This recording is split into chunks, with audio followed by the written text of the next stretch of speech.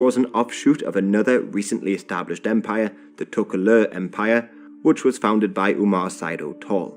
When he died in the 1860s, his generals began to assert their independence, and the most successful was Samori Touré. The Wasolo Empire that he created was primarily made up of Mandinka people, who you may have heard of if you've seen Roots. But slaves were instrumental in his military successes, as his armies wouldn't function without the Sofa, a military unit of slaves which goes back to the old Mali Empire. These, however, were also equipped with modern rifles, most of which were purchased from the British, who became worried about the French expansion in the area.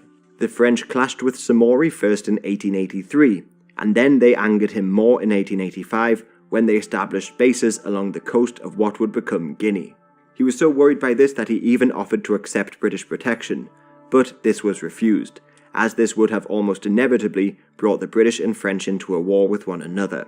So Samori would continue to rule independently for another decade or so, primarily because after their first engagement, the French were alarmed by his well-drilled soldiers using modern rifles and didn't seek out confrontation until later on. Then there was another event to occur just before the conference that divided Africa up into spheres. This was the French invasion of Madagascar. Now the French did control a couple of islands near Madagascar, but the British had taken Mauritius from them during the Napoleonic Wars, therefore they both desired control or at least influence over the ruling Marinda dynasty. This dynasty in Madagascar under Radama I had united most of the island. But in the middle of the 19th century, there were a number of coups and power kept changing hands. Each of the respective leaders began to side with either the British or the French. For instance, Radama II, who ruled in the 1860s, signed an agreement with the French, promising them many concessions, including the right to exploit all of the forest's minerals and unoccupied land. But Radama II only ruled for 2 years before being killed, and successive governments and rulers would ignore this treaty with the French, called the Lambert Treaty. The leader of this coup against Radama II, called the aristocratic coup, became the new prime minister. He and his younger brother who succeeded him were more keen on cementing ties with the British and began to modernize their country. This included the abolition of slavery, improving the education system, and hiring Brits to train their army.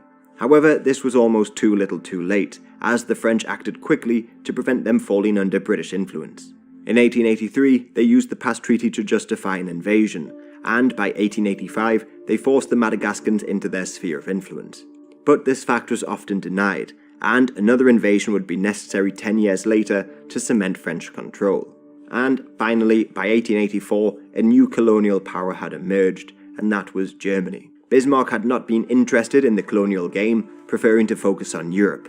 But he could do little to stop various colonial groups and private businessmen who went to Africa, and almost forced his hand. One of these societies was being led by Hermann, Prince of Hohenlohe-Langenburg, and they had over 15,000 members, most of which were obviously very influential aristocrats, politicians, and businessmen. One of them was a merchant named Adolf Luderitz, who went to modern-day Namibia and signed an agreement with Chief Joseph Fredericks II of the Nama people. For £100 in gold and 200 rifles, he purchased a stretch of land far larger than Joseph had anticipated, because in the treaty, they bought 20 German geographical miles, which was closer to 140 kilometers, not the 30 kilometers that Joseph would have thought. This land, Luderitz believed, would be a far better place for German migrants to go to, who were already leaving en masse to the Americas. Plus, it would give Germany the prestige that they wanted. But the Germans would also expand in the west, especially in Cameroon. This region at the time was being ruled by Kings Bell and Akwa. They had engaged in trade with the British and even sought their protection at times.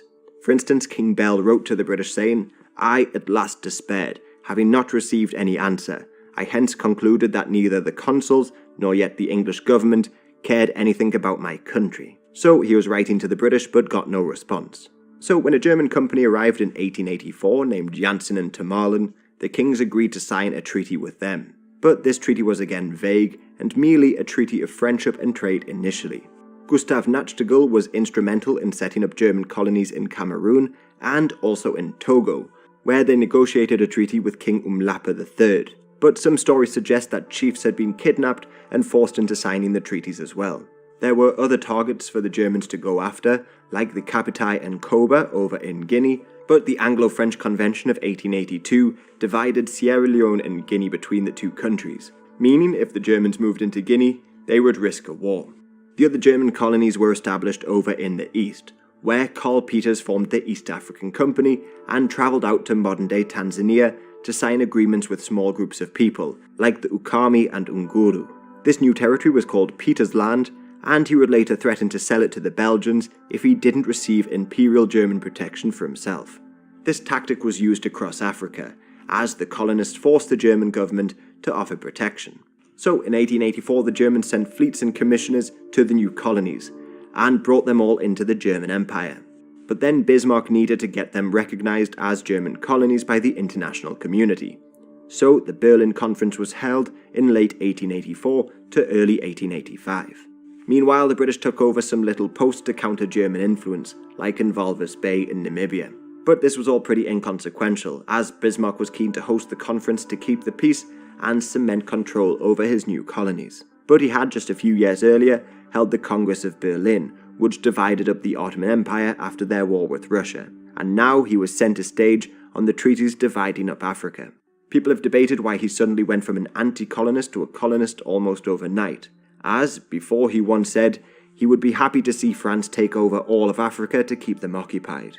But in just a couple of months, he was claiming chunks of Africa. Maybe it was all due to public opinion, or in spite of the anti-colonial Liberal Party, who he wanted to undermine. It's all really hard to say.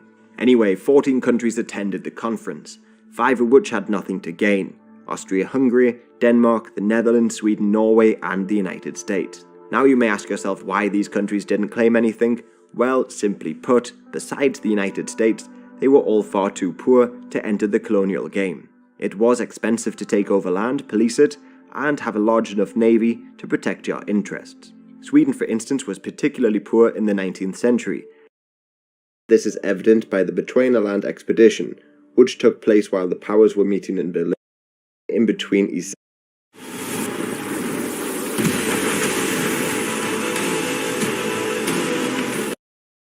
Isaac and Marjeteen.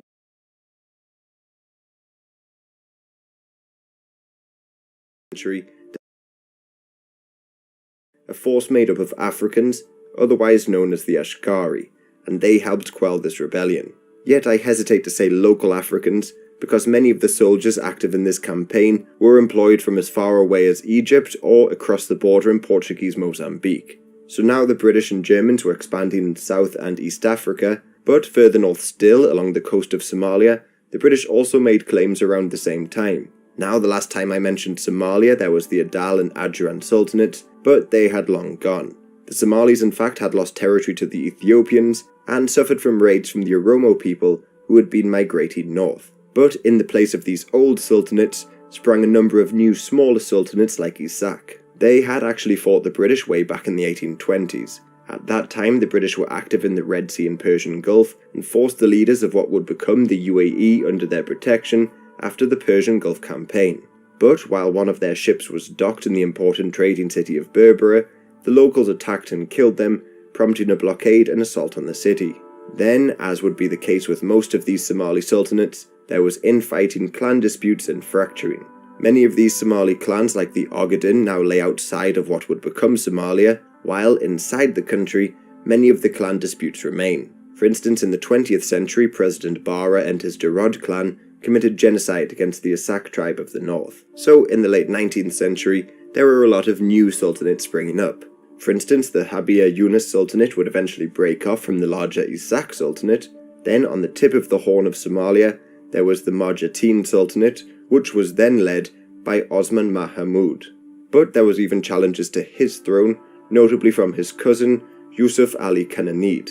Yusuf was initially unsuccessful and forced to flee to Yemen, but he returned with Yemeni soldiers and created his own sultanate to the south, the Hobyo Sultanate, in 1878, just before the scramble took place. Then, in between Isaac and Marjeteen, you had the Wasangali, and in the far south the Geladi, who were so powerful in the 1870s that they sailed to Zanzibar, attacked the city, freed some slaves and extracted tribute. Well, by 1887, the British had signed treaties with the sultans of Isak, Habia Yunis, and Warsangali. Initially, these formed British Somalia, and they fell under the control of British India, and this resource-poor region was often ignored by the British, as it mainly just supplied some meat to their base in Aden. But they would later lose a lot of men and resources, fighting the Dervish movement a decade or so later. Many of the leaders who once signed a treaty with the British, like Mahmud Ali Shah of Warsangali, backed the rebellion and would be exiled as a result. Plus, just as a side note, he was another ruler who saw the end of colonialism, as he lived until 1960. So very similar to Ungaliforo of the Congo if you watched the last episode. Then, just 1 year after they all signed treaties with the British, Yusuf Ali Kanadid of Hobyo and Osman Mahmud of Marjatin signed a treaty with the Italians. But this was largely just to protect themselves and use the Italians to seek out support in their own expansionist ambitions. So, like the British, they left the local rulers in power and left the territories largely alone.